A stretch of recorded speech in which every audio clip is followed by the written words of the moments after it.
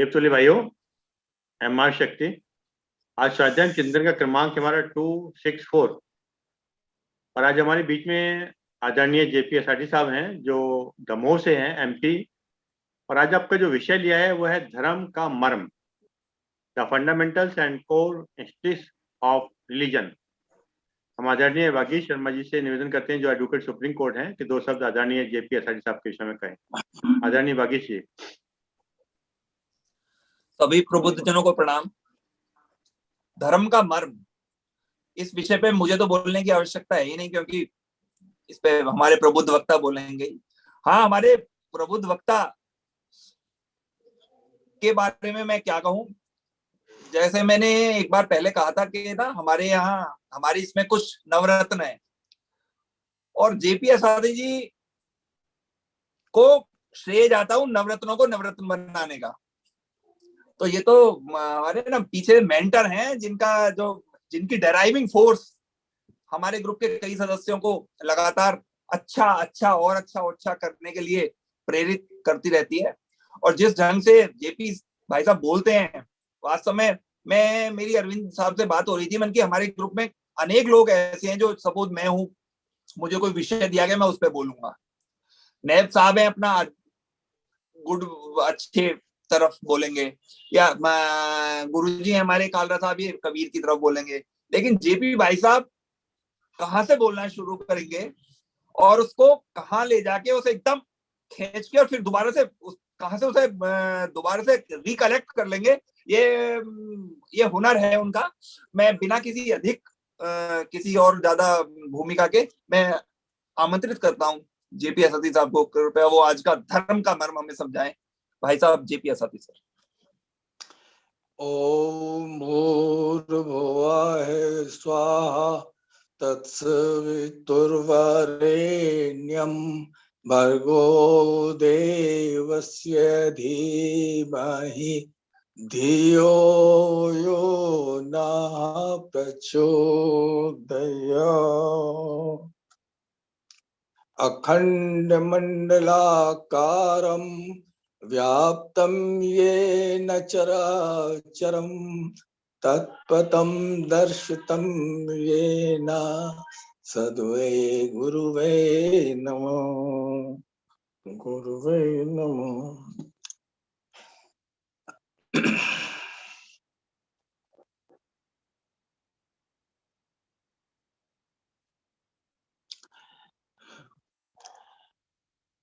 कुछ लोग जानते हैं और कुछ लोग मानते हैं। अभी मैं प्रतिशत का उपयोग नहीं करूंगा क्योंकि इन दोनों चुनाव में प्रतिशत बहुत चल रहा है, इतने प्रतिशत इतने प्रतिशत इतने प्रतिशत। लेकिन मैं ये कहूंगा कि 12 ने लोग मानते हैं लेकिन जानते नहीं हैं, और 4 ने लोग जानते हैं लेकिन मानते नहीं। मैंने प्रतिशत का इसलिए कि अभी करंट चल रहा है, वो परसेंटेज कम ज्यादा करते हैं, इसलिए अपना बुराना हिसाब अच्छा है कि 12 ने और 4 ने। तो 12 ने लोग जो जानते हैं, जानते नहीं है और मानते हैं। अरे कमाल है, बहुसंख्यक लोग मानते हैं लेकिन जानते नहीं है, और अल्पसंख्यक लोग 4 ने लोग जानते हैं लेकिन मानते नहीं है। ठीक है, हम तो साहब मानने वालों में से हैं, क्योंकि मानने की प्रक्रिया अंदर से आती है। आप उसको जबरदस्ती मनवा नहीं सकते हो किसी आदमी को। तो 12 ने लोग जो हैं वो अपने विश्वास, अपने उस असीम और अचार और निराकार सत्ता को ऐसे स्वीकार करते हैं आंख बंद करके कि उसमें उनके मन में कोई प्रश्न आता ही नहीं है। बुद्धि है उनमें तो नहीं है, मजदूरी कर रहे हैं तो, सड़क पर घूम रहे हो तो, ठेला लगा रहे हो तो, या छोटा सा कोई व्यवसाय कर रहे हो तो, मानना है, धर्म को मानना है या ना मानना है, बस। इसके आगे कोई बात नहीं। 4 ने लोग वो हैं जो धर्म को जानते तो हैं लेकिन मानते नहीं। अब मानने में कई कठिनाई है, कई तो व्यवहारिक कठिनाइयां हैं, लेकिन बहुत बड़ी कठिनाई मानने में आदमी की ये होती है कि जो जैसे हम किसी से कहें, हम पूछे, हमने पूछा कि साहब धर्म क्या है? बोले धर्म क्या है? ये देखो धर्मशाला बनवा दो, कुआं बनवा दो, ये दे दो, गरीबों को दान दे दो, यही तो धर्म है। हमने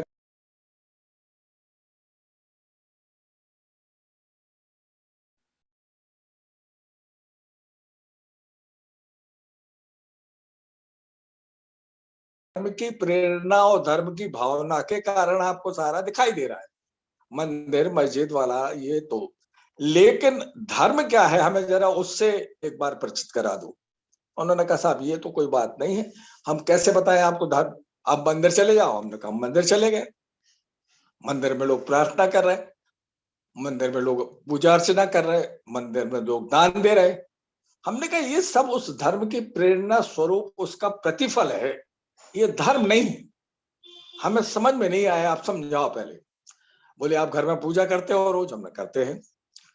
बोले आप पूजा पाठ, भगवान का स्मरण, ग्रंथों का वाचन, ये सारा करते हो, ये सब धर्म है।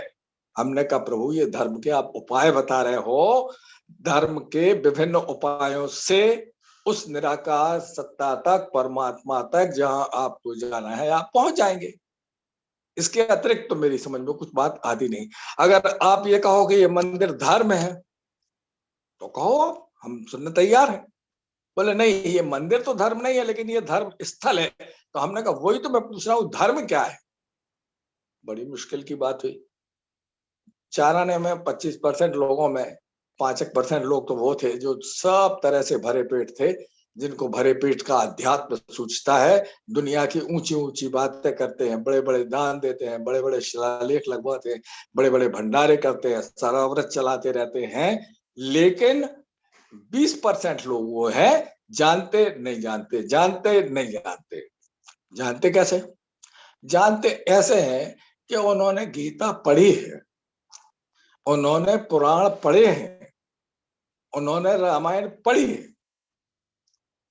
ये वो लोग हैं जो जानते हैं धर्म को। तो ये धर्म को जानते हैं तो फिर मानते क्यों नहीं है? आप कह रहे हैं कि मानते नहीं है। हाँ, ये मानते नहीं है। 100 बार पढ़ चुके वो गीता में अनासक्ति का योग। उस दिन बता रहे थे 10वें अध्याय के 17वें श्लोक में कि ये सारी विभूतियां जो देख रहे हो, ये जितने ग्रह नक्षत्र देख रहे हो, ये सारा सृष्टि देख रहे हो, ये मैं हूं। भगवान कृष्ण कह रहे थे अर्जुन से। अर्जुन जैसा ज्ञानी आदमी भी जब अज्ञान के आवरण में फंस जाता है तो नहीं सूझता उसको। ये सारी विभूतियां है, हिमालय की स्थिरता देखी, वो मैं हूं। अच्छा आप हैं? जी हाँ, मैं हूं, मैं हूं, मैं हूं। आपका जन्म कहाँ हुआ साहब? मेरा कोई जन्म नहीं होता, भगवान का कोई जन्म नहीं होता, भगवान कभी मरता नहीं है, आदि काल से अनंत काल का है। ये परमात्मा की विशेषता है और इसी को समझने के लिए हमको धर्म का सहारा लेना पड़ता है। लेकिन बीच में एक गड़बड़ यह हो गई है कि हम धर्म अगर जान गए, पहली बात तो जानते नहीं है, और जान गए तो उसको मानते नहीं। अनासक्ति का योग कितने लोगों ने पढ़ा? स्थित प्रज्ञ कितने लोग हुए? भाई हमें तो लोग बड़ा कहते हैं धार्मिक आदमी हो, आप बहुत धार्मिक आदमी हो। अरे धार्मिक माने धर्म की क्रियाकलाप करने वाले आदमी हो, जो धर्म के साधन है उनको अपनाने वाले हो।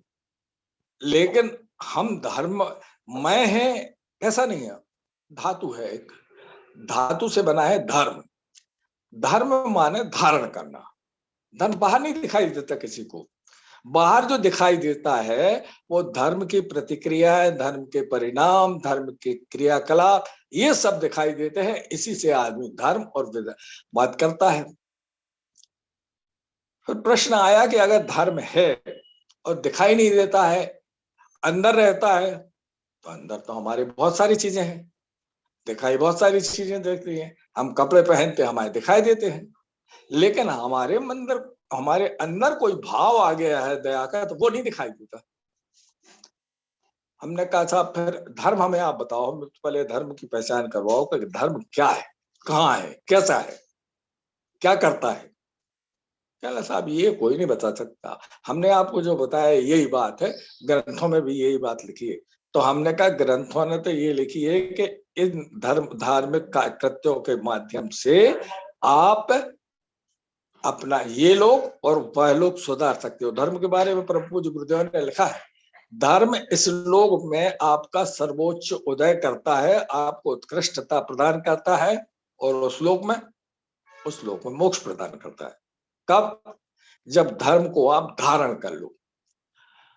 धर्म धारण कर लिया, हम तो साहब जितने उपाय बताए थे गुरु जी ने, जितने उपाय बताए थे शास्त्री जी ने, जितने उपाय बताए पंडित जी ने, हम वो पूरे करते हैं। भैया वो उपाय काय के लिए बताए थे? तिलक काय के लिए लगवाया था? चोटी काय के लिए लगवाई थी? चोटी इसलिए रखवाई थी कि आपके ईश्वर के एंटीना से आपका कनेक्शन जुड़ जाए, अच्छे विचार सीधे दैवी विचार सीधे आपके मस्तिष्क में आवे, और मस्तिष्क में जो विचार आएंगे तो क्या होगा? मस्तिष्क में विचार ही सारा चक्कर है। भगवान ने सृष्टि का जब निर्माण किया तो बड़ा उसमें समझिए कि कितनी बड़ी कलाकारी, कितना बड़ा आर्टिस्ट होगा वो, समझ में नहीं आता है। ये कैसे उसने इतनी सारी रचना कर दी?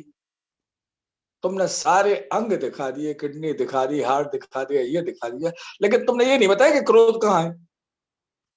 और कहते हो कि क्रोध नहीं करो। अरे भाई बता देते तो हम क्रोध की ग्रंथि को ठीक कर देते। नहीं, ये भाव है, भाव अंदर होता है। रक्त फिर भी आप देख सकते हो शरीर से निकाल के, लेकिन भाव जो आपके मन में घूमता है वही विचार है, वही भाव है, वही विचार है, और वो कैसा है? वही धर्म है। आपके अच्छे विचार हैं, आप धर्मात्मा हो। हालांकि पूजा पाठ नहीं कर रहे, आप मंदिर नहीं जा रहे, मस्जिद नहीं जा रहे।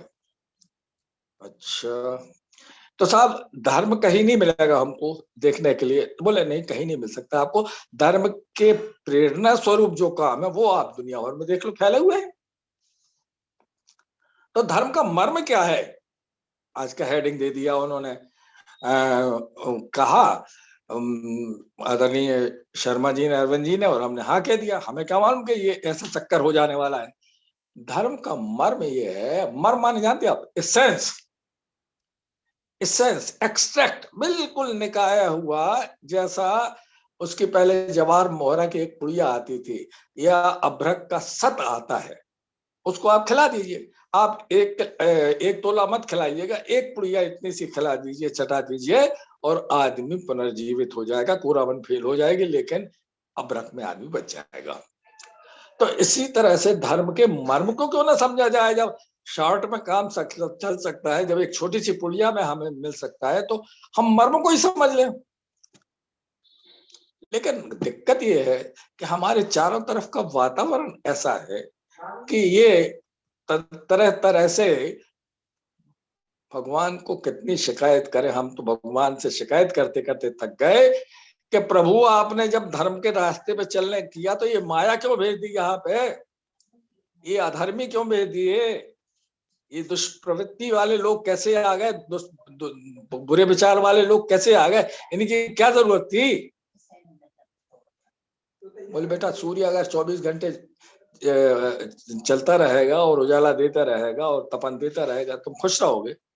अरे नहीं नहीं साहब, रात को 12 घंटे तो सोने के लिए चाहिए, तब तो बस। बोले अंधेरा है इसलिए आपके उजाले की महत्व है, इसीलिए आप सूर्य नमस्कार करते हो, सूर्य को अर्घ्य देते हो, सूर्य को सविता देवता कहते हो कि सूर्य संचालन कर रहा है पूरी पृथ्वी का। तभी ना, जब अंधकार है, अंधकार नहीं होता तो सूर्य का क्या मतलब? आपके धर्म माने अच्छे काम, इस पृथ्वी पर शांति और व्यवस्था, इस पृथ्वी पर सुख और समृद्धि के लिए हमने भेजा है आपको। लड़ने झगड़ने की तो आपकी स्थिति खत्म हो गई।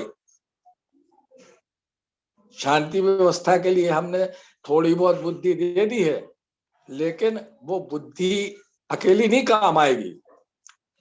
अगर शांति व्यवस्था चाहते हो, सुख चाहते हो, व्यक्तिगत या सामाजिक या पारिवारिक, तो उसके साथ थोड़ा और जोड़ दो। क्या जोड़ दो साहब? हम तो बुद्धिमत्तापूर्ण काम करते हैं, उसने अमुक गलती की, उसको डांट लगाई, उसको बोला कि आइंदा ये गलती नहीं होनी चाहिए। अरे भाई आप फिर भूल गए, हमने बोला था ना कि यही बात है, यही दुर्गुण है आपका कि आप उसके ऊपर नाराज हुए, उसको प्रेम से स्नेह से समझाते, पुचकारते और आगे गलती करने का ना कहते। ऐसा नहीं होता, कोई नहीं मानता ऐसी बात, मानेंगे अच्छी बात सब मानेंगे, स्नेहल बात सब मानेंगे, जिसमें आपका स्वार्थ होगा उसमें नहीं मानेंगे। आपको उसको समझाने का तो मौका है नहीं, आपको इस बात का मौका है कि उसने एक बढ़िया वाला फूलदान तोड़ दिया जो आप 300 रुपए का लाए थे। आपका क्रोध इस पे है। धर्म और अधर्म यहां शुरू होता है। अंधकार बना दिया तो आपको सूर्य की कीमत समझ में आने लगी। एक दिन सूर्य नहीं निकला तो 3 बार पूछते हैं, देखना जरा बाहर सूर्य निकल गया। मैं धर्म के बारे में एक बात और शुरू कर दूं। धर्म के बारे में तो गुरुदेव का मैंने बता दिया है कि वो इस लोक में आपको सर्वोच्च शिखर पर ले जाता है धर्म, अगर आप धर्म माने तो। धर्म कैसा वो अभी थोड़ा आगे जिक्र करेंगे। और अगर नहीं, श्लोक तो छोड़ दीजिए। अच्छा तो श्लोक हम रहेंगे जैसे भी है ठीक ठाक? नहीं, कैसे ठीक है? आपको आगे जाना है, अभी आपकी यात्रा तो ये पड़ाव है बीच में। अभी आप जब जाएंगे, जिसको आप मरना कहते हो, उसको हम कहते हैं कि जब चोला बदल के दूसरी जगह जाएंगे आप, तो वहां पर आपको मोक्ष मिलने के चांसेस हैं। वो आपका बही खाता देखा जाएगा। तो होता क्या है इस धर्म की बात मानने में, अच्छी काम करने में? बुरे काम करके लोग जिंदा नहीं रह रहे क्या? नहीं, अच्छे काम करोगे तो वो आपका अच्छा प्रारब्ध बनाएंगे और वो आपको आगे काम आएगा। अभी जो आपको आराम है और कष्ट है, इस दोनों, ये तो पुराना प्रारब्ध चल रहा है आपका। हम तो सिर्फ वार्निंग देने के लिए आपको कह रहे हैं कि अब तो धर्म के रास्ते पे चलो। अच्छा, तो मतलब हम जो घर में पूजा पाठ करते हैं और लंबी चौड़ी स्तुति करते हैं, आरती करते हैं, ये करते हैं, वो कर, अरे यार ये तो आप सब करो, आपका मन नहीं लगेगा। अगर शाम को 6 बजे आरती का टाइम फिक्स नहीं किया और जय जगदीश हरे के लिए ऐसा नहीं किया, तो आपका मन लगेगा ही नहीं, आप बाहर ही बाहर घूमते रहोगे। थोड़े समय के लिए इस मन को अंदर, किसको? मन को। शरीर तो है अंदर, हम तो यही थे। मन को अंदर लाओ और मन को ओम जय जगदीश हरे माने आप भूल जाओ कि आप यहाँ खड़े हो। सामने देखो जगदीश भगवान की फोटो, भगवान श्री राम की फोटो है और उनकी जय बोल रहे हैं कि हे प्रभु आपकी ऐसी कृपा हो हमारे ऊपर। बिल्कुल ठीक। लेकिन इसमें एक बात ध्यान रखना, जो बड़ी गड़बड़ हो रही है बात, और जो अब ज्यो ज्यो हम बुद्धिमान हो रहे हैं, ज्यो ज्यो हमारी बुद्धि और ज्यो ज्यो हमारा तरक्की हो रही है, हम आधुनिक हो रहे हैं, हम मैकेनाइज्ड हो रहे हैं, हम मॉडर्न हो रहे हैं, सिविलाइज्ड हो रहे हैं, त्यों त्यों आप ये समझिएगा कि आपका वो जो अंतर मन है वो इधर उधर 100 जगह बढ़ रहा है। आरती कर रहा है और घंटी बजी बाहर, तो फौरन देखो जरा कौन आया है। अरे चूल्हे में जाए, हमने तो लिख के रखवा दिया कि कृपा कर 6 से 7 के बीच में घंटी ना बजाए, कोई उत्तर नहीं मिलेगा। कौन सी फांसी लगी जाती है? हम लोग तो वो लोग हैं जो मृत्यु को भी थोड़ी देर रोक देते हैं। सावित्री को उदाहरण देके बता दिया आपको, और क्या चाहते हो आप? यम को बुला के बता दिया। तो मैं नचिकेता से के सामने, तो मैं आपसे ये निवेदन कर रहा था कि धर्म के पथ पर अगर आप चले जाओगे तो आपके पास बहुत शक्ति है। फिर धर्म का फंडामेंटल क्या है? आप कहते बड़े कि धर्म की बुनियादी बातें बताएंगे। क्या बुनियादी बात बताओगे? धर्म की कुछ बुनियादी बात नहीं है, एक ही बात कर लो आप। आज थोड़ा शाम को टाइम निकालना और पूछना कि आप आए क्या के लिए हो यहाँ पे। टीचर बनने आए, प्रोफेसर बनने आए, वकील बनने आए? आपने कहा था भगवान से एप्लीकेशन दी थी, या भगवान ने आपसे कहा था कि जाओ तुम वकील बन जाओ वहां जाके, या कहा था कि आईएएस बन जाओ वहां जाके, या कहा था कि रेहड़ी वाले बन जाओ वहां? जी नहीं, आपको मनुष्य योनि दी उन्होंने। इसमें जरूर आप आईएएस बन सकते हो मनुष्य योनि में, इसमें जरूर आप उच्चतम न्यायालय के न्यायाधीश बन सकते हो, इसमें चाहो तो आप मूंगफली का ठेला भी लगा सकते हो। दो कारणों से, प्रारब्ध और पुरुषार्थ। प्रारब्ध तो चलेगा, चलने दीजिए। आपका पुरुषार्थ इतना है कि आप उस प्रारब्ध की तरफ देख ही नहीं रहे हो। आपका केवल एक काम है कि हमारा प्रतिक्षण प्रत्येक काम हमारा धर्म से सम्मत हो। धर्म है क्या? असल में धर्म है ईश्वरीय विधान। हॉब्स, लॉक, रूसो, तीन बड़े पाश्चात्य विचारक हुए हैं। उन्होंने कहा कि लोग आपस में लड़ते झगड़ते हैं, शांति व्यवस्था और सुख शांति के लिए एक काम करो। और उन्होंने एक नया कॉन्सेप्ट लाके दिया, डेमोक्रेसी का, प्रजातंत्र का। उन्होंने कहा सब लोग अपने अधिकार हमें दे दो, एक आदमी को सौंप दो, और उसका काम है कि आपकी देखभाल पूरी तरह से करना। आप निश्चित रूप से आराम से, तसल्ली से, बिना लड़ाई झगड़े के खाना पीना करना, अपना काम, खेती करना, दुकानदारी करना और सो जाना। संतान वृद्धि करना, आपका परिवार बढ़ेगा और पूरी आयु के पहले आप जाओगे नहीं। अच्छा, ये बात है। हाँ, हॉब्स, लॉक, रूसो ने कहा कि ऐसी डेमोक्रेसी बनाओ। सोचते बना दी। सब लोगों ने अपने अधिकार दे दिए और कहा भैया अब तुम, हमारी कौन सी बनी, ये डेमोक्रेसी मानते हैं हम इसको बोलते हैं वेलफेयर स्टेट।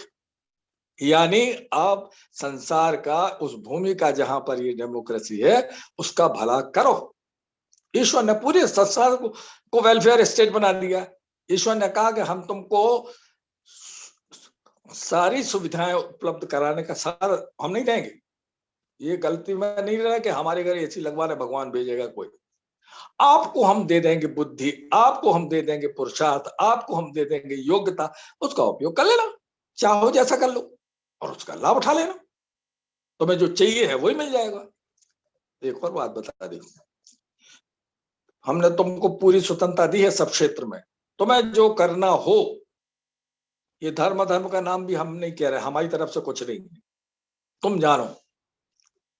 हमारा जो विधान बना है उसके अनुसार आप अपना पूरा जीवन गुजारो, सर्वश्रेष्ठ है।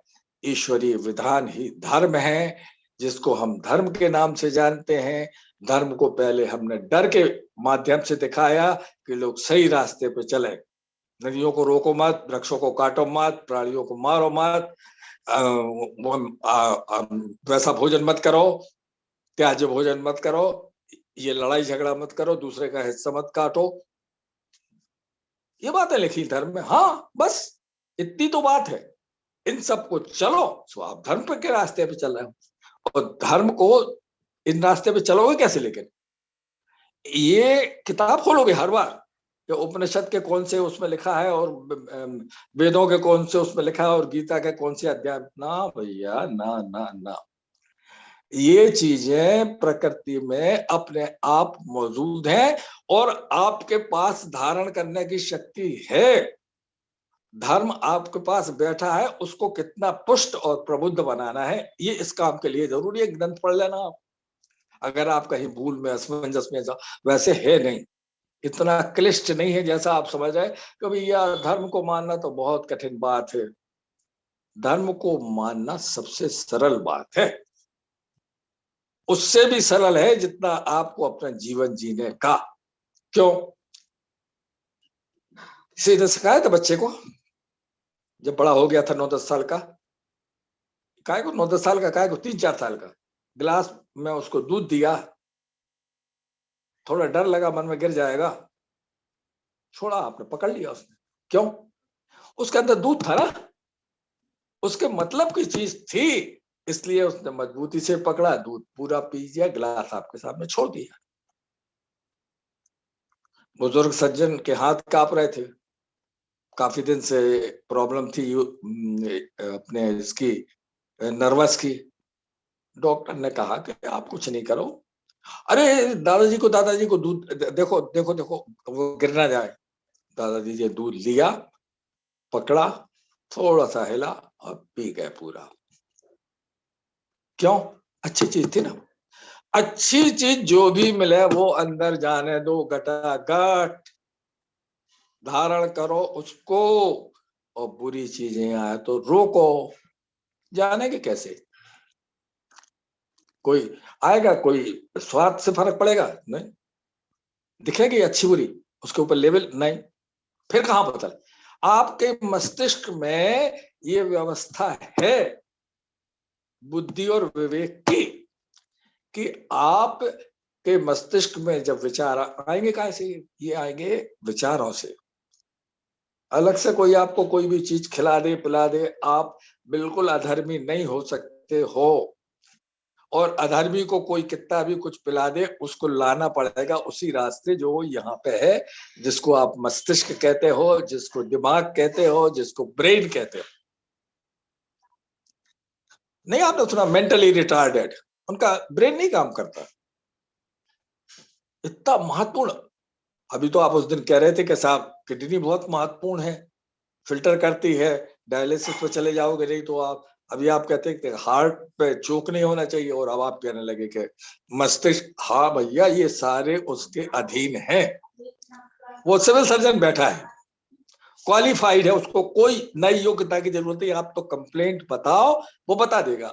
आप बताओ उसके सामने कि साहब ये पड़ोसी की हम 2 फुट जगह दाबें कि नहीं दाबें, वो फौरन जवाब देगा नहीं। कोई सिफारिश उसके पास नहीं चलेगी। क्यों? मस्तिष्क के पास ये सोचने समझने की शक्ति है। और अगर बहुत ज्यादा बड़ी समस्या हुई तो वो अपने साथी को, ए भैया विवेक इधर आ रहा, विवेक से पूछ लेता है कि ये विवेक सम्मत बात है कि नहीं। विवेक कहता ठीक है।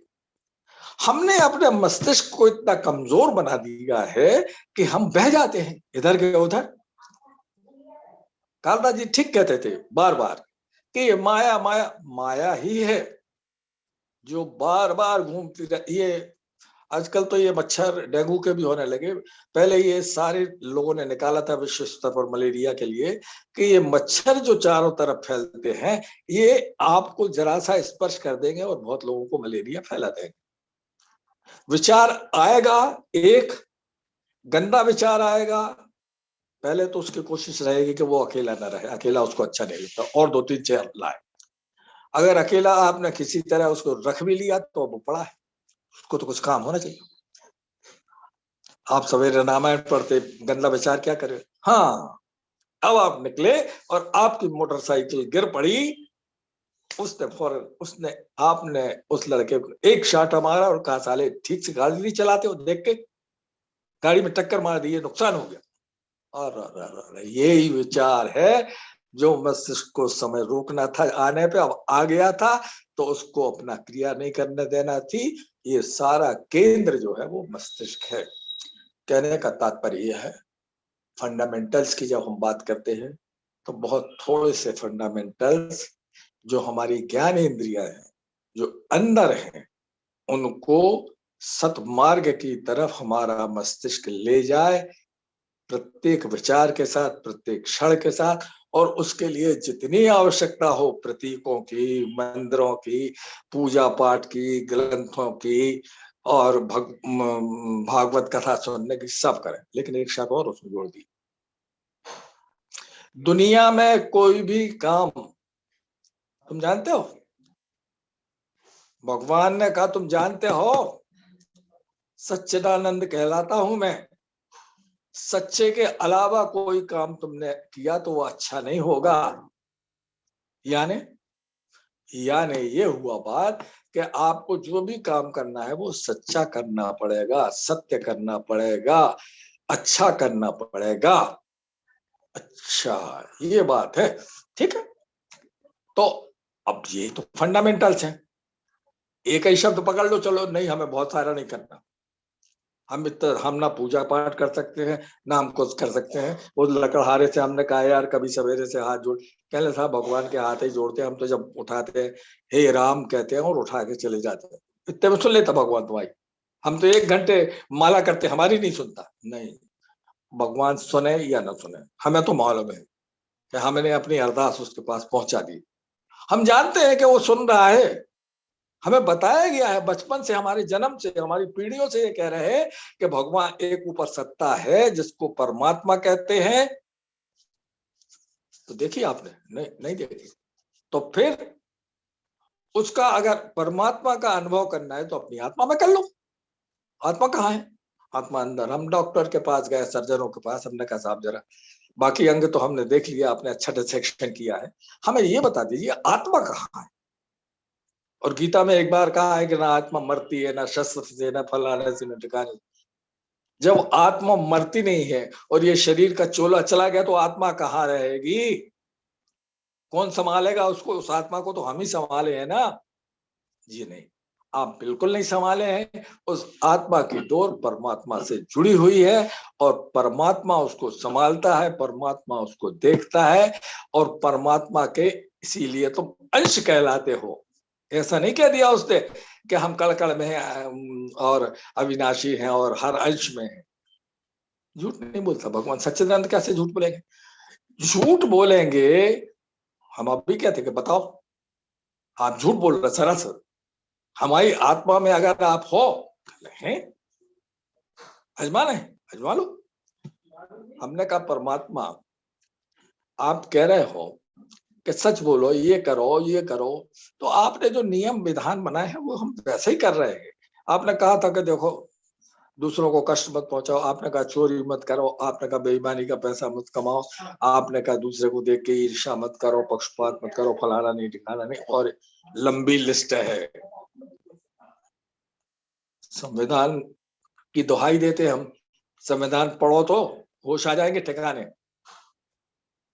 अकेले गरीबों के उत्थान के लिए इतने लंबे चौड़े पेज लिखे गए हैं, छुआछूत को मिटाने के लिए इतना लंबा चौड़ा लिखा गया है, धार्मिक मामलों को स्वतंत्र रूप से जन कल्याणकारी बनाने के लिए इतना लिखा गया है। संविधान इतना मोटा काय में हो गया? इसी में तो हो गया।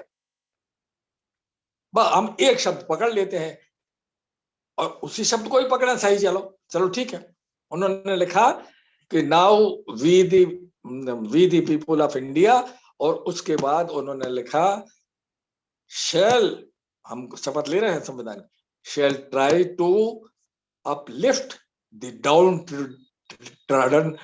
Trodden class of the society. अरे बाप रे, गीता की ललित साहब प्रभु, संविधान की कसम दिवा रहे हो तुम। गीता से ज्यादा पवित्र कौन है? और अगर आपको तनक अड़चन है तो वेद बुला लेते।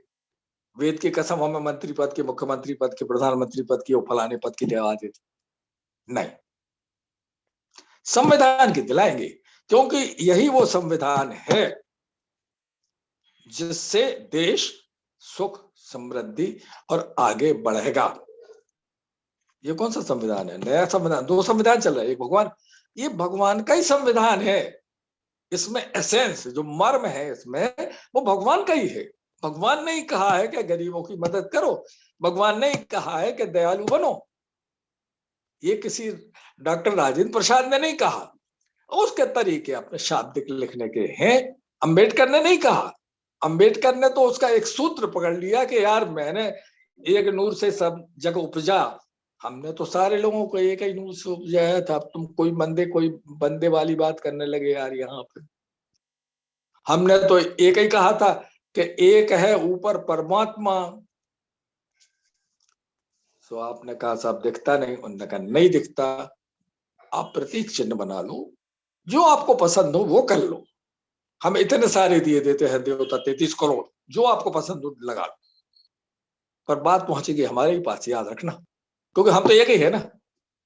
हमारा ना आकार है, ना स्वरूप है, ना कुछ है, ना अंत आदि है, ना अंत है। तो परमात्मा ने जब ये संविधान बनाया सृष्टि के साथ साथ, तो उसने इस संविधान के साथ साथ संविधान बनाने की वो मूल बात डाल दी आपके अंदर। और वो मूल बात पहले पहुंची आत्मा से। आत्मा को कहा भैया तुम संभाल के रखना जो अच्छी चीजें हम यहां से भेज रहे हैं। और फिर मूल बातें क्या थी? मूल बातों के लिए उसने दो कहा, चंचल मन, लालची, लोभी, गुस्सैल और जमीन हड़पने वाला और झूठ बोलने वाला, और सारे बना दिए। लेकिन एक शब्द उसने बना दिया है कि ये सब अधर्म है। अरे रहने दो, ठीक है अधर्म होता है, अब क्या फर्क पड़ा थे, अब तो हमारी 5 करोड़ की प्रॉपर्टी मिल रही है हमें।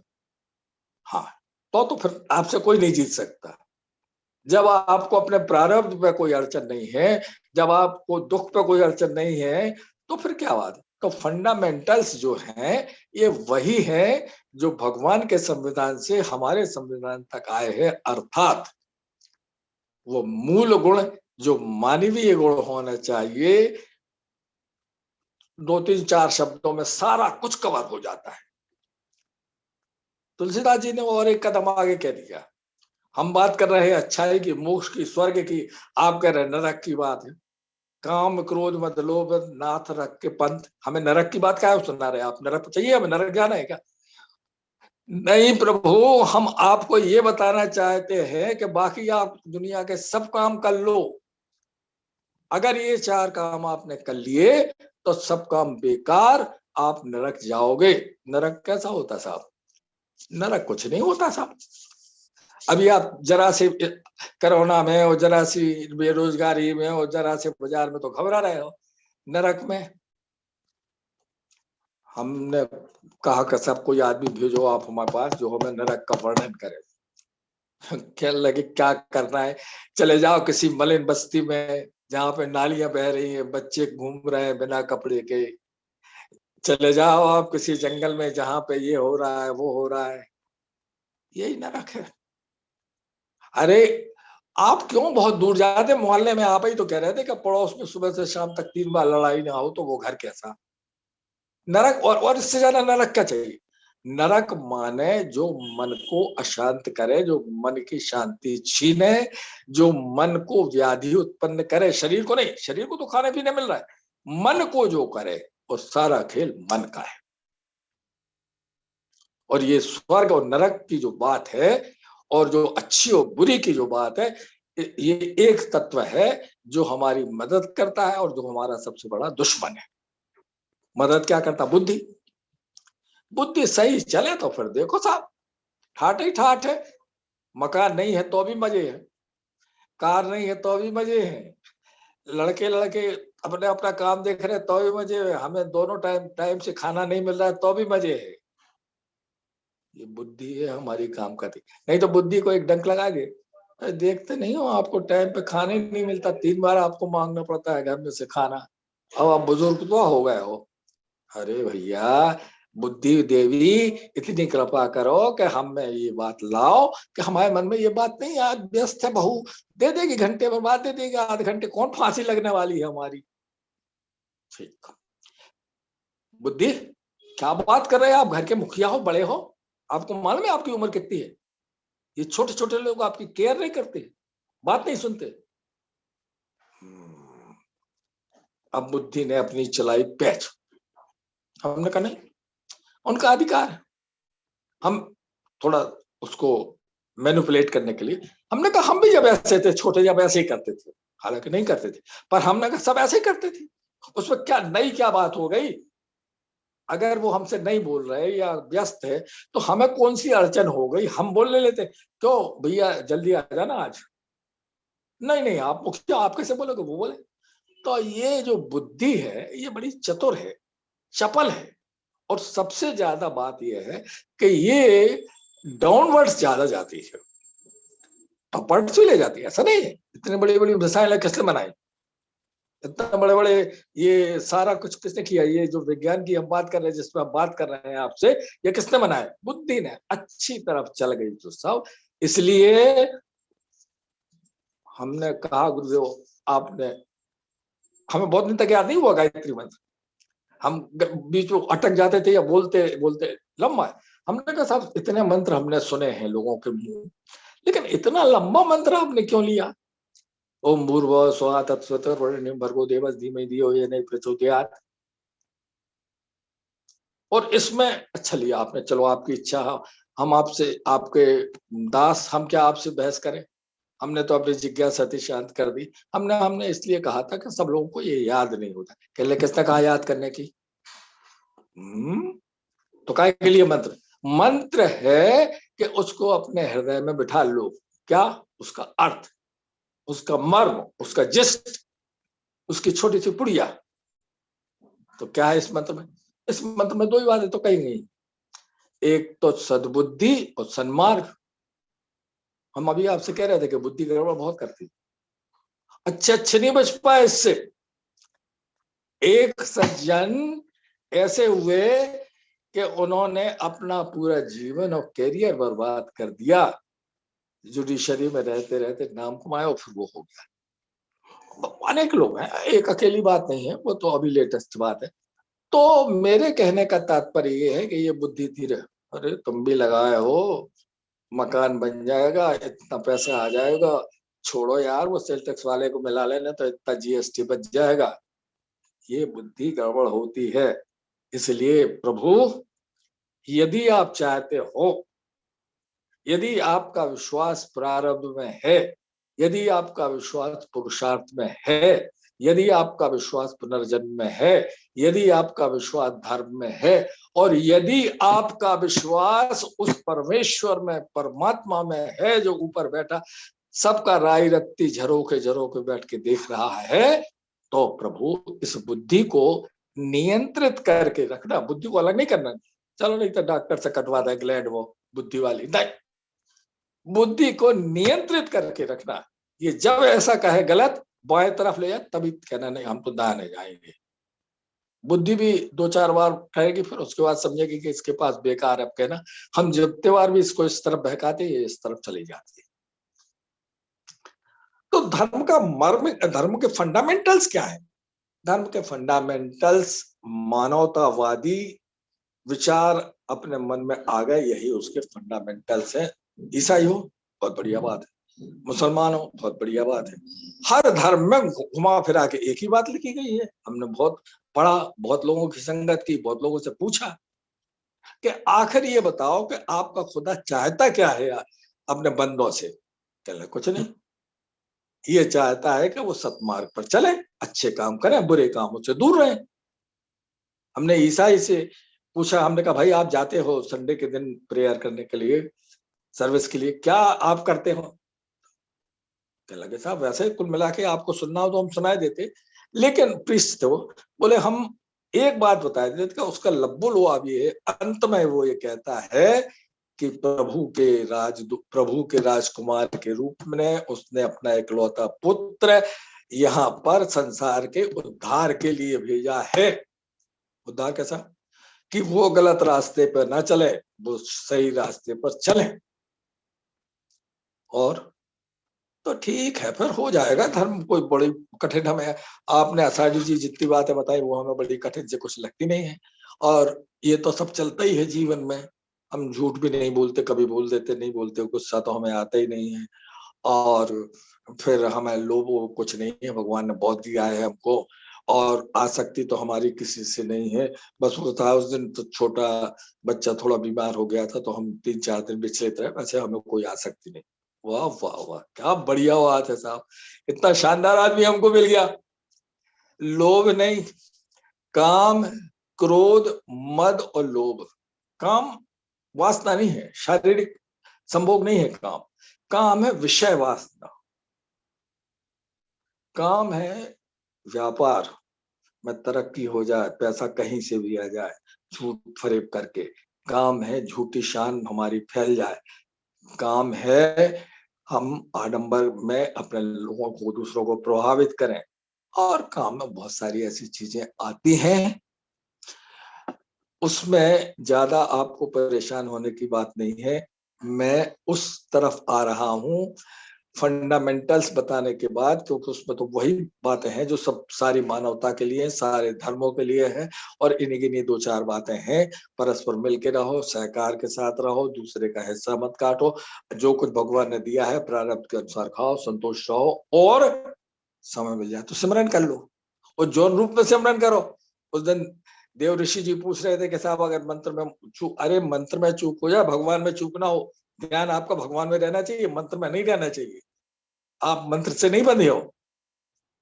हम तो रोज मंदिर जाते हैं साहब, बिल्कुल। अरे भैया मंदिर तो जाते हो, पर मंदिर जाते हो और उसी समय इतने जोर से घंटी बजाते हो कि बाजू में पढ़ने वाला जो आईएएस की तैयारी कर रहा है वो लड़का 15 मिनट डिस्टर्ब हो जाता है।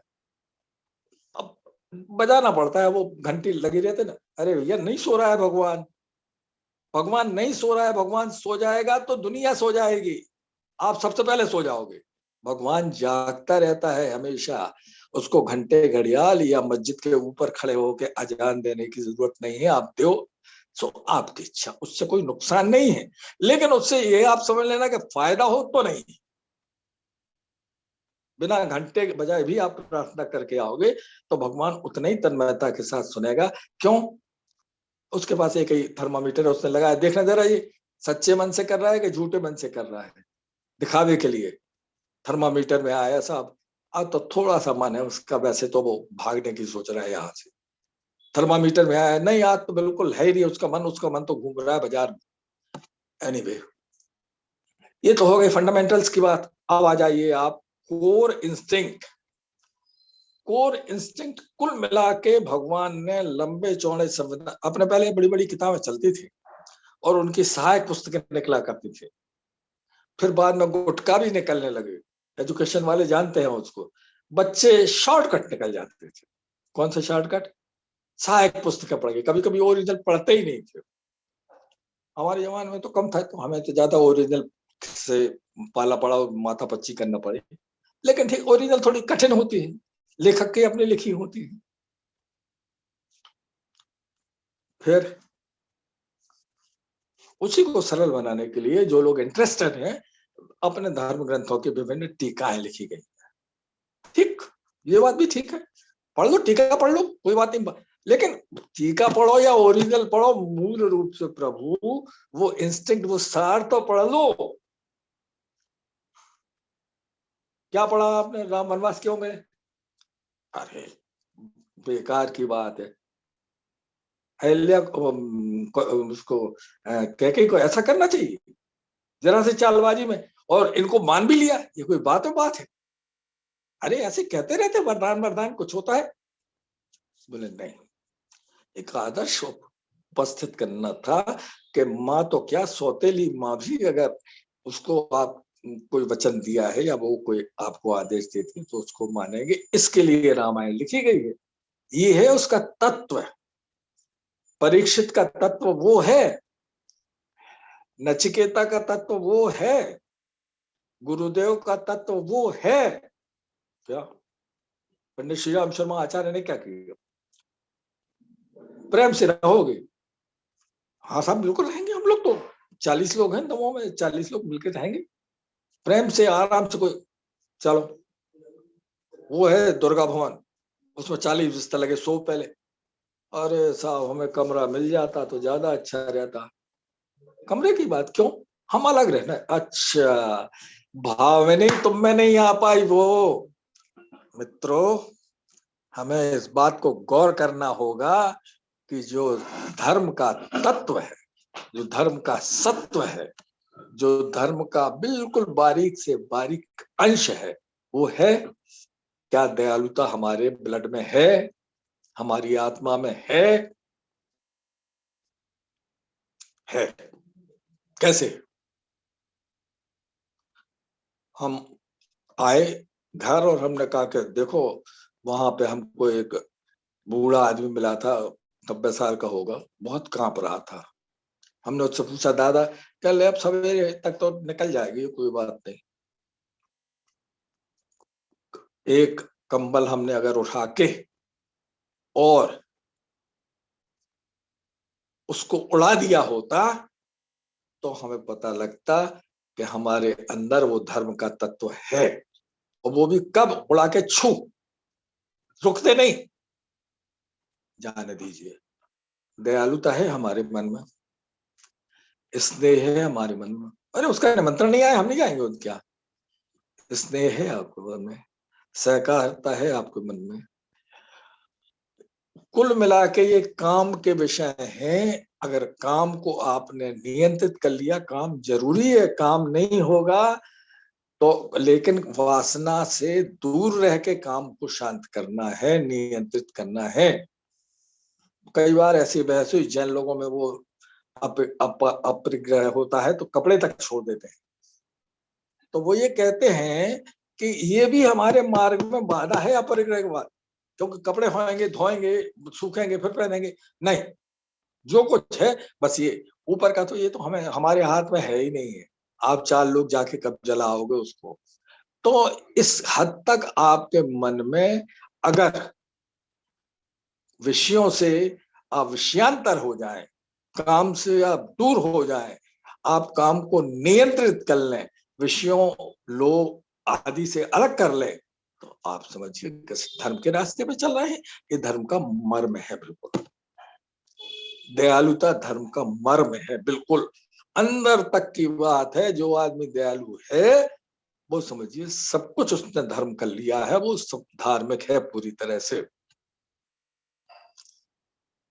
जरा सी हर एक आपको सुनाई तो सुनाए बिना नहीं रहेंगे।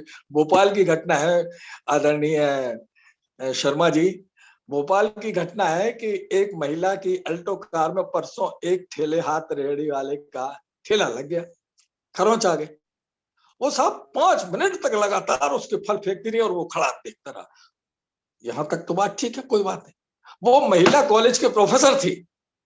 अरे भगवान, नहीं चाहिए ऐसी योग्यता, नहीं ऐसी बुद्धि चाहिए जिसमें इतनी दयालुता ना हो, जिसमें इसका दया भाव ना हो, और वो चिल्ला रहा है कि साहब हमारी शाम तक की कमाई खत्म हो जाएगी।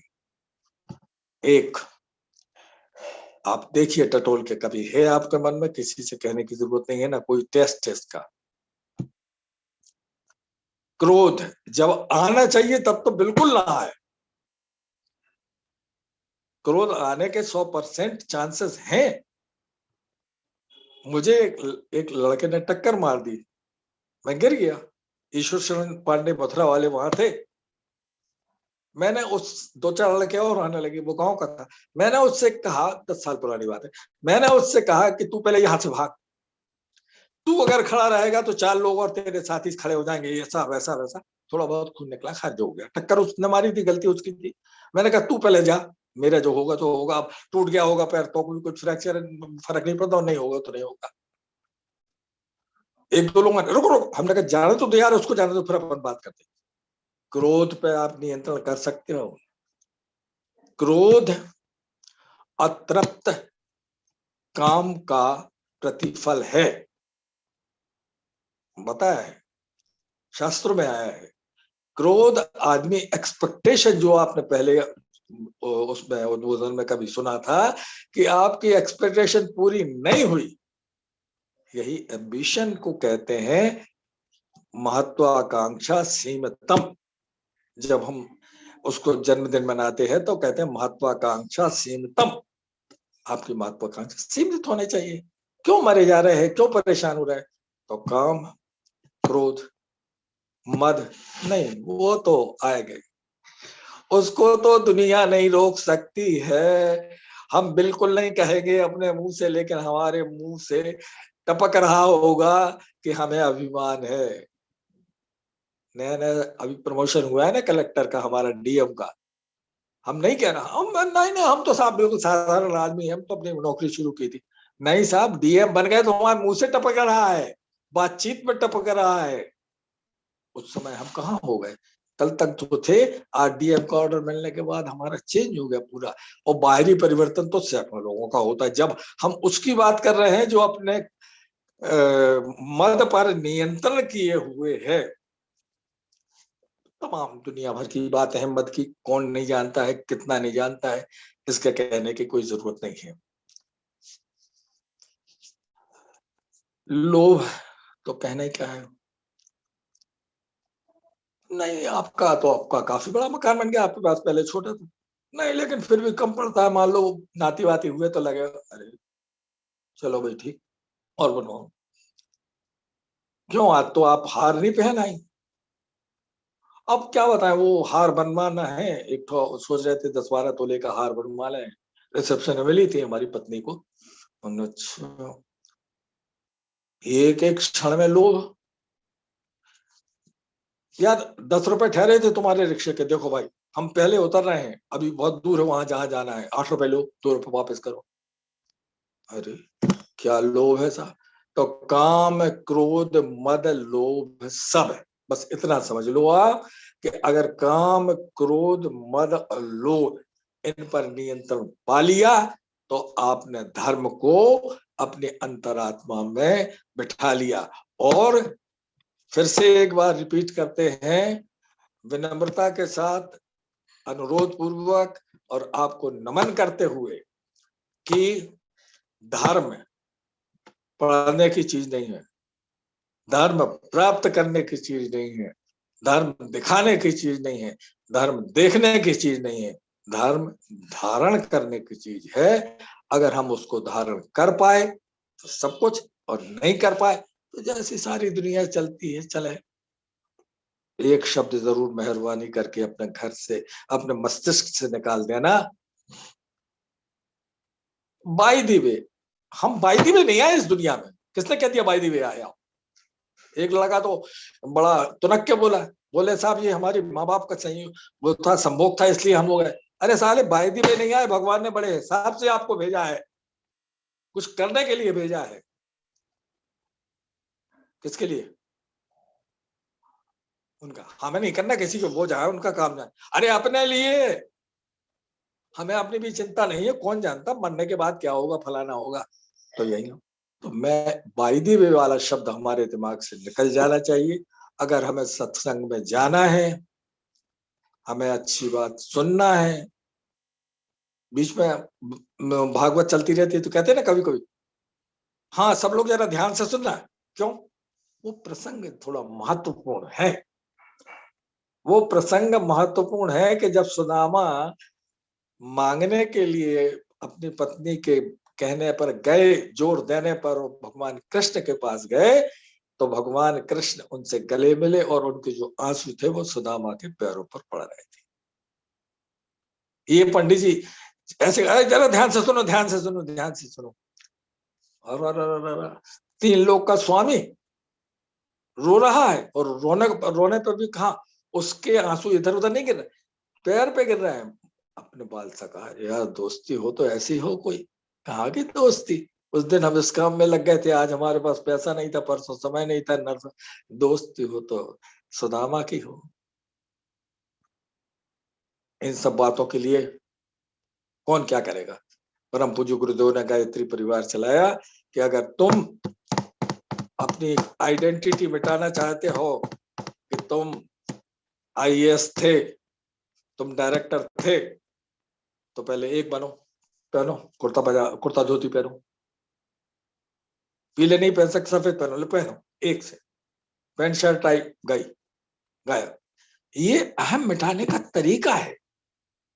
अच्छे अच्छे कपड़े आप पहन चुके पूरे जीवन भर, या पहन रहे हो, आप 25 साल के हो, लेकिन इसको अहम मिटाने का एक तरीका है। ये ओढ़ी हुई गरीबी है। मालूम है सबको कि आप पार्क एवेन्यू की अच्छी शानदार शर्ट 1800 रुपए वाली पहन सकते हो, लेकिन पहने हो 350 रुपए वाली। ये ओढ़ी हुई है। आप कर सकते हो, अगर वो करोगे तो फिर मजा आ जाएगा। फिर आपके बिना कहे लोग प्रशंसा करेंगे, और वही आपको सुनना है, वही तो हमें सुनना है। कह रहे साहब क्या बढ़िया बोलते हैं साटी जी, ऐसा करते हो वैसा करते हैं। ये गुदगुदाता है मन में, लेकिन ये हमें अंदर से खोखला कर रहा है। मित्रों, फंडामेंटल्स किसी भी धर्म के कोई अलग है नहीं, सारे धर्मों के एक है, सारे लोगों का लक्ष्य एक है, सारे लोगों को विधियां इसलिए दी हैं। आप सोचो तो भगवान की कृपा की कल्पना कर सकते हो आप? मनुष्य जैसा स्वतंत्र प्राणी कोई है नहीं दुनिया में। जो पहनना, जो खाना, जो करना, इतनी स्वतंत्रता कोई दे पाएगा आपको? जो बोलना, गाली देना दो, अच्छा बोलना बोलो, मंत्र करना, ये भगवान नहीं जाना, वो जाना, वहां जाना, जो करना हो, इतनी ज्यादा स्वतंत्रता तुमको दी है। क्यों? बड़ा भरोसा था भगवान को कि इतने सारे जीवों में, शेरों में, हाथियों में, नेवले में, सब में ये सबसे ज्यादा बुद्धिमान, विवेकशील और पुरुषार्थी है। सबको नियंत्रित करता है। जिस शेर को आप नहीं कर पाए, जिस हाथी को आप नहीं कर पाए, सर्कस वाला कर लेता है, वो भी आदमी है। नमूना दिखा दिया उन्होंने। पर अब हम बाई दी वे हैं, अब हम ठीक है यार, हो गए। चाहे एक सज्जन बोले गले साहब हम 65 साल के हो गए हैं, अब हमसे नहीं होता कुछ। हमने कहा हमारे साथ चलो थोड़ा 2-4 जगह। कहने लगे अब हमसे नहीं होता, हम आराम करेंगे। हम तो जानते थे उनको। उन दिनों ऑफिस से चाय पीने के लिए चाय के टपरे तक आना पड़ता था। 6 बार तो वो चाय पीने आते थे चाय के टपरे पे, और उसके साथ वो उसकी वो जर्दा, उन दिनों गुटखा नहीं ज्यादा चलता था, जर्दा लेते थे और चले जाते थे। बाबूजी हम बड़ी देर, अरे ठहरो जी तुम, आप चाय पीने का तो दिन भर काम करें क्या तुम्हारे लिए, चाय नहीं पिए क्या, चाय पीना बड़ा मुश्किल हो गया। अरे साहब इतनी बवाल हो गई। ये हमारे रोज की दैनंदिन जीवन की बातें हैं। हम बच्चे को मारने के बाद, हम बच्चे को डांटने के बाद, हम पड़ोसी से लड़ने के बाद 3 दिन पश्चाताप क्यों नहीं करते हैं, 1 दिन का उपवास क्यों नहीं करते हैं? महात्मा गांधी ने तो किया था, वो भी तो आदमी है। नहीं, अत्याचार के विरुद्ध मैं नहीं गऊ और सारी दुनिया चली आए। तो यही उसके कोर चीजें हैं जो मूल है, इनको धारण कर लीजिए। कहीं नहीं मिलेंगी, किसी ग्रोसरी शॉप पे नहीं मिलेंगी, किसी प्रोविजन स्टोर में नहीं मिलेंगी। और एक बात, कोई पूछेगा भी नहीं आपसे, भाई दी है ना, अमुक आए अमुक चले गए, अमुक हो गया, इनका ट्रांसफर हो गया, उनका वो हो गया, कोई पूछेगा भी नहीं। पर इस सब का हिसाब किताब एक जगह भर है, वो सुपर कंप्यूटर बना हुआ है, वहां पे सब है। और वहां पे कौन रहेगा? आप और वो। हम सुनने वाले नहीं रहेंगे। भगवान लाख प्रशंसा कर रहे हैं कि अरे साहब क्या तुमने काम किया है अपने जीवन में, कोई सुनने वाला नहीं है, तुम ही अकेले हो। अच्छा साहब, बाकी तो बातें हम ठीक है, अब आपसे विदा लेते हैं। एक बात जरूर बता दें हम आपको, जो हमें महसूस हो रही है, वो ये है कि क्या हम थोड़ा सा समय नहीं निकाल सकते हैं, किसी अच्छी बात सोचने के लिए अपने विवेक का उपयोग नहीं कर सकते हैं? उनने ऐसा किया इसलिए हमें ऐसा कर रहे हैं। क्या कमाल है यार, उनने ऐसा किया, अरे 2 मस्तिष्क भगवान एक ही ना बना देता, एक के संग 10 को जोड़ देता? नहीं, आप अपने मस्तिष्क का उपयोग करो। आप उसको क्रेम कितने 3-4 बार में होता है, पहले आप उसको पेलो, कोल्हू से चलाओ, फिर कोल्हू के बाद फिर चलाओ, फिर बारीक करो, फिर तेल निकालो, फिर फिल्टर करो, तब आपको शानदार फिल्टर वाला तेल मिलता है जो स्वास्थ्य के लिए लाभदायक है। इसी तरह ये धार्मिक बातें क्रमशः लगातार प्रैक्टिस करो, सोचो, रोज शाम को अपने मन को कुदेरो और उसके बाद आगे का रास्ता तय करो। बाकी सब भगवान के द्वारा फिक्स है, आपको उसमें कुछ ना करना है ना होना है। इन्हीं शब्दों के साथ प्रणाम। धन्यवाद आदरणीय आचार्य साहब। आज आपने गुरुदेव की बात को बहुत सरल तरीके से हमको समझाया, और वो जो उदाहरण आपने दिया था जो चोट लगने का, वो भी शायद गुरुदेव का ही था। जब उन पे हमला किया गया था तो गुरुदेव ने ही उस व्यक्ति को अपना भगा दिया था, इससे पहले कि वो अगर आके आपसे करे उसको क्या था। आपने गुरुदेव की बातों को बहुत सरल तरीके से रखा, और देखा जाए तो गुरुदेव ने जो हमेशा कहा था, या एक बार जैसे आपने पहले बताया था कि उदारता और विनम्रता, जब आपने बताया था कि उदारता हमेशा व्यक्ति के अंदर होती है और विनम्रता बाहर होती है, तो गुरुदेव ने भी हमेशा उलट पलट ही रखा जीवन के अंदर। जैसे कि अगर हमको सुख चाहिए तो अंदर देखें, और दुखी होना तो बाहर देखें। और या जैसे कि माँ को मानते हैं, माँ की नहीं मानते, बाप को मानते हैं, बाप की नहीं मानते, गुरु को मानते हैं, गुरु की नहीं मानते, संविधान को मानते हैं, संविधान की नहीं मानते, धर्म को मानते, धर्म की नहीं मानते, वकील को मानते हैं, वकील की नहीं मानते। मात्र को और की का ही फर्क है। तो अब हम अनम्यूट कर देते हैं। एक मिनट, एक बात याद आ गई। मैं दोपहर में, आज ही दोपहर में 1 बजे धूप ताप रहा था, मेरी पत्नी आ गई मेरे पास, बातचीत निकली, तो बोले आज आप, हमने कहा आज हमें बोलना है, तो बोले काय पे बोलना है, हमने कहा धर्म के मर्म पे। तो वो 1 सेकंड रुकी, फिर एकदम याद आया उनको कि 1963 में जब वो सागर विश्वविद्यालय MA फाइनल का वाइवा वो से देने गई, तो वहां पे एक महिला और 2 पुरुष थे। तो उन्होंने पूछा आप किशोरी असाटी हैं? उन्होंने कहा हाँ। बोले आप धर्म की परिभाषा बताइए। अब उनको कुछ सूझा नहीं, तो उन्होंने कहा धर्म वह अलौकिक शक्ति है जो मनुष्य को जीवन पार कर देती है। वो खुश हो गया और उसने इतने नंबर दिए कि पूछिए बात, ये बात याद आ गई, अभी आज की है। धर्म तो बेसिकली धारण करने पे ही है। धर्म का जो इंग्लिश वर्ड रिलीजन है, अभी भी धर्म का धर्म ही रहेगा, रिलीजन नहीं रहो। चलिए अभी हम अनम्यूट कर देते हैं, और किसी की कोई जिज्ञासा हो वो पूछ सकते हैं। ये मैंने अनम्यूट कर दिया है, जिज्ञासा को पूछ सकते हैं। जी सर।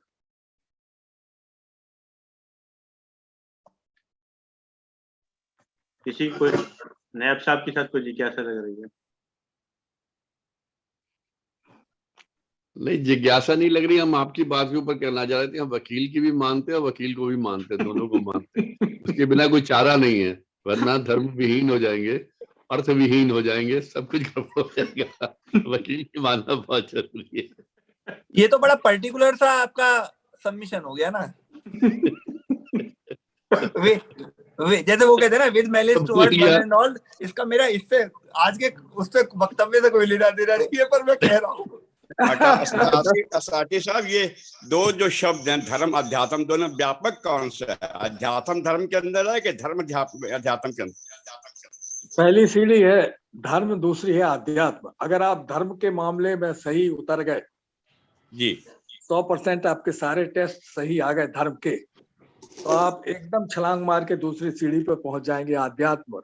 और अध्यात्म में अगर आप गए तो सबसे पहले आप भूल जाएंगे अपने आप को, और आप परमात्मा से मिल जाएंगे। बेशक। चलिए किसी का कोई और प्रश्न पूछ सकते हैं, नहीं तो फिर आदरणीय भागी जी हमारे साथ। साथी जी, मुझे लगता है धर्म जो है वो जीवन जीने की एक कला है। आप मतलब इसको हिंदू मुस्लिम और इन सब से ना जोड़ें, एक अनुशासन है, जीवन को जीने के लिए अनुशासन है, उसके अंदर चल के। और इसके लिए अनुशासन बनाए भी गए हैं, सोसाइटी बनाए गए हैं, सोसाइटी के बनाए गए हैं, और उनके ऊपर चलते हुए उसमें ये रिलीजन को जोड़ दिया गया, ईश्वर का नाम जोड़ा गया है, ताकि हम लोग उसको माने, अच्छे से माने। और धर्म सम्मत काम करने चाहिए, धर्म सम्मत काम करने चाहिए। कहा जाता है कि धर्म के अनुसार, यानी अनुशासन प्रिय रहना चाहिए, अनुशासन से रह के काम करना चाहिए।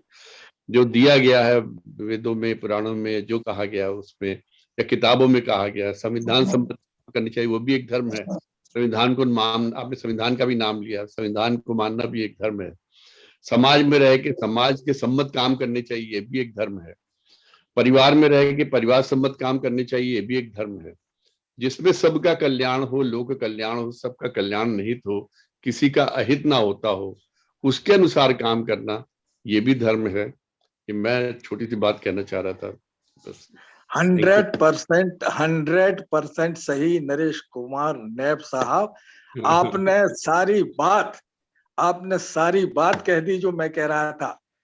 अगर आपने इतना ही मान लिया तो बस फिर सब कुछ, फिर एक का एक आपको करना पड़ेगा कि कौन कौन गुण गाऊं तेरे प्रभु, कौन कौन गुण गाऊं, कितना गाएंगे, कितना कहेंगे। नरेश कुमार नैब साहब ने, मुझे लगता है कि मेरे पहले इस टॉपिक को खूब पढ़ लिया है। हमें ऐसा मालूम होता तो हम उनको ही बोल देते, आज हम छुट्टी ले लेते। पर डॉक्टर, रीतियों को ढोना और जनता को आपस में लड़ाना, इंसान को इंसान से लड़ा देना, ये धर्म के काम नहीं। आज लोग यही कर रहे हैं साहब, लड़ाते हैं और कुरीतियों को ढोते हैं, जाके घंटा बजा देना और शंख बजा देना, ये समझते हैं कि हमारा धर्म पूरा हो। इसी में मद और लोभ, कालरा साहब, मद और लोभ इस समय काम उतना नहीं, मद और लोभ इस समय टॉप पे चल रहा है। और कोई नहीं है उससे जो अछूता बच जाएगा। वो कोशिश करने पे बच सकता है, वैसे नहीं बचेगा। बेशक ठीक।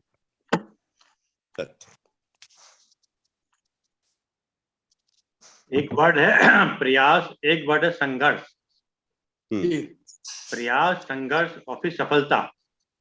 पहले प्रयास करना पड़ेगा, फिर संघर्ष करना पड़ेगा, फिर सफलता मिलेगी। और शब्दकोश में भी सफलता बाद में है। पहले प्रयास है, फिर संघर्ष है, फिर सफलता है। नहीं, सफलता तो बात की है, बात की। बिल्कुल। और हवन में आहुति सबसे पहले अपनी दी जाएगी। जी, हवन में आहुति सबसे पहले अपनी दी जाएगी। समिधा ये नहीं होगा समिधा तू जल जा पहले। नहीं। सबसे पहले कोई भी कार्य करना पड़ेगा, स्वयं करना पड़ेगा। आज ना आपके उद्बोधन के बीच में मेरे गुरुजी प्रोफेसर कालरा बैठे हैं, उन्होंने कहा था कि धर्म के 4 चरण हैं। सत्य, दया, तप और दान। एग्जैक्टली। और सर दूसरी बात सर, आपके जो सारा उद्बोधन के बाद जो कुछ बातें आ रही हैं कि धर्म की नींव विश्वास पे टिकी हुई होती है, तर्क पे नहीं, और धर्म संबंधी बातों में तर्क भी नहीं करना चाहिए। क्यों नहीं सर? धर्म के मामले में कभी भी कोई तर्क करना ही नहीं चाहिए, क्योंकि जीवन का जो भी कुछ सार है वो धर्म ही है।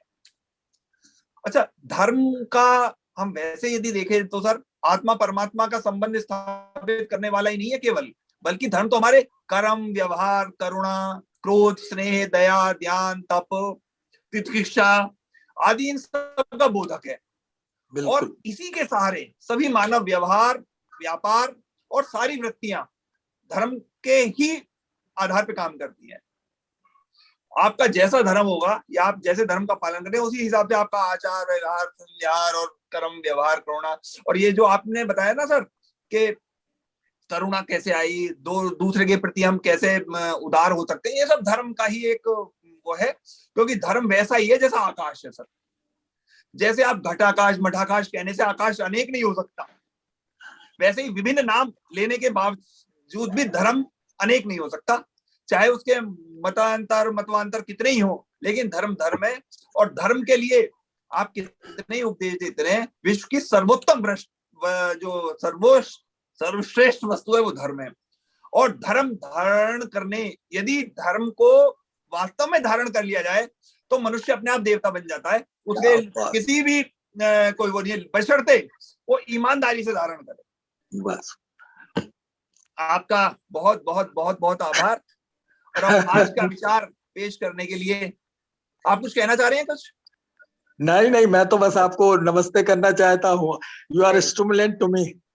नहीं सर, वो नमस्ते तो नमस्ते, और विचार के लिए मैं अरविंद भाई साहब से अनुरोध करूंगा कि आज का विचार और ओम का करें। अरविंद भाई। धन्यवाद आदरणीय वागीश जी, धन्यवाद आदरणीय जेपी शास्त्री साहब।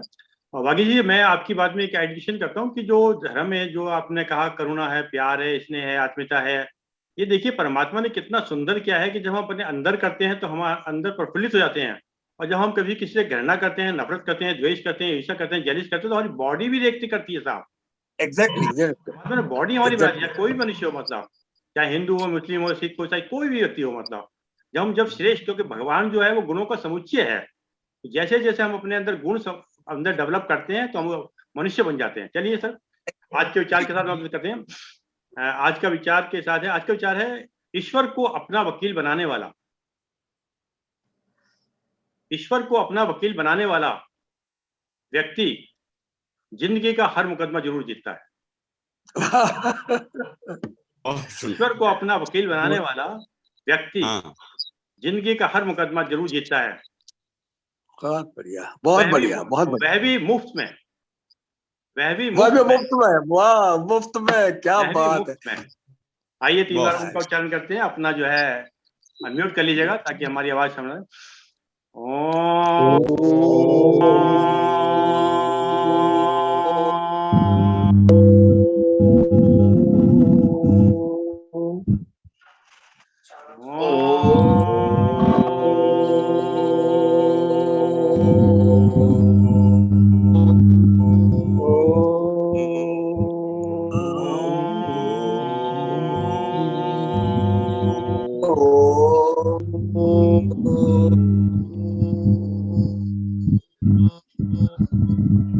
शांति शांति शांति शांति।